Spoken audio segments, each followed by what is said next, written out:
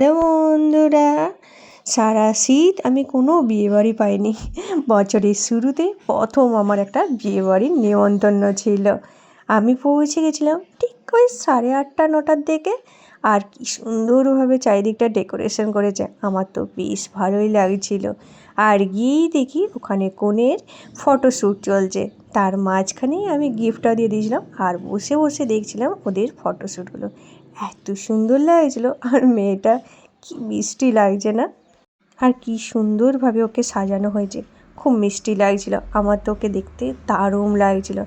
তারপর বসে বসে ফটোশ্যুট দেখা।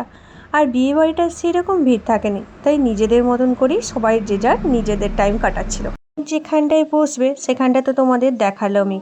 আর এই জায়গাটা করছে বর যেখানে বসবে, আর বর যাত্রীরাও এখানে বসবে। খুব সুন্দরভাবে চারিদিকটা ডেকোরেশন করছে। চলো নিচে যেয়ে দেখি কি কি স্টল বসেছে। ওইদিকে বসেছে ফুচকা, আর এদিকে হচ্ছে পকোড়া, ভেজ পকোড়া, আর চা আর কফি। আর তার সামনেই রয়েছে খাবারের ব্যবস্থা, রাতের ডিনারের ব্যবস্থা এই সামনেটাই করেছে। চলো আমিও একটা পকোড়া নিয়ে নিই আর টেস্ট করে দেখি পকোড়াগুলো কীরকম সুন্দর হয়েছে। পকোড়াগুলো একটু ঠান্ডা হয়ে গেছিলো ঠিকই, কিন্তু খেতে বেশ ভালোই ছিল। এবার রাতের খাবারের জন্য আমি বসে পড়েছিলাম। প্রতিটা রান্না এত সুন্দর করেছিল যে কোনটা ছেড়ে কোনটা খাবো সেটা আমি ঠিকই করতে পারছিলাম। সত্যি বলছি, প্রত্যেকটা রান্নাই খুব সুন্দর করেছিল। না বেশি ঝাল আর না মিষ্টি মিষ্টি, মানে পুরো পারফেক্ট ব্যালেন্স ছিল প্রত্যেকটা খাবারে। আর ওদের মেনু কার্ডটা সত্যিই একটা ইউনিক ছিল, ইউটিউবের ছিল, দারুণ লাগছিলো। প্রথমেই ভেজিটেবিল চপ দিয়ে দিয়েছিল, একটু খেয়েছিলাম, ঠান্ডা হয়ে গেছিলো। কিন্তু এরপর যে খাবারগুলো এসেছে কোনোটাই ফেলে দেওয়ার মতন নয়, এতটাই সুন্দর খাবার ছিল প্রত্যেকটা। এরপর ছিল ফ্রায়েড রাইসের সাথে বাটার চিকেন। বাটার চিকেনটা সত্যি বলছি মারাত্মক সুন্দর ছিল। বাটার চিকেনে অনেক জায়গায় যেমন মশলাটা খাওয়া যায় না, মিষ্টি মিষ্টি লাগে, ওই জন্য খাওয়া যায় না।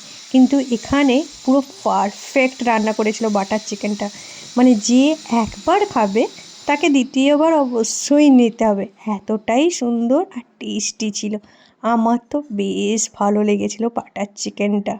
আর ফ্রায়েড রাইসের সাথে বাটার চিকেনের কম্বিনেশনটা এত ভালো লেগেছে, সত্যি বলছি মারাত্মক সুন্দর লেগেছিল আমার। আমি আবার নানটা একটু রেখেও দিয়েছিলাম, মাটনের সাথে খাবো। ফ্রায়েড রাইসও একটু রেখেছিলাম, মাটনের সাথে ফ্রায়েড রাইস খাওয়ার মজাই মজাদার। আর বসে থাকার সময় একটু আলু পোস্ত টেস্ট করে নিয়েছিলাম। আলু পোস্তটা খুবই সুন্দর করেছে। কোনটা ছেড়ে কোনটা যে ভালো বলবো সেটা আমি বুঝতেই পারছি না।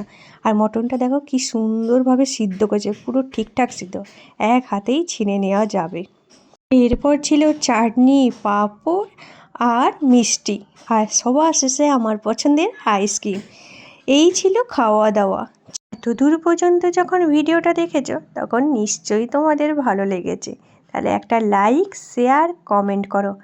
আর প্রথমবার আমার চ্যানেলে আসলে প্লিজ আমার চ্যানেলে একটা সাবস্ক্রাইব করে দাও।